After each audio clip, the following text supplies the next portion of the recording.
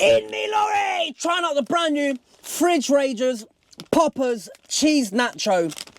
Will they be any good? Let's see. It's gonna cost me £4 in Tesco. Yeah? Look at them poppers. You got about 6 in the box, yeah? Let's take a bite into it. Just look at the colour. No, they're dead, bro. They're dry. Horrible. Got a little kick to it as well.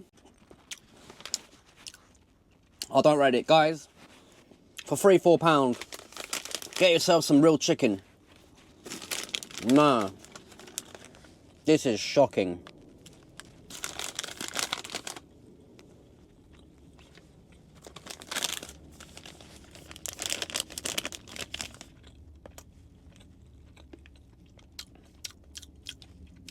Dry as Gandhi's flip-flops, man. Bosh.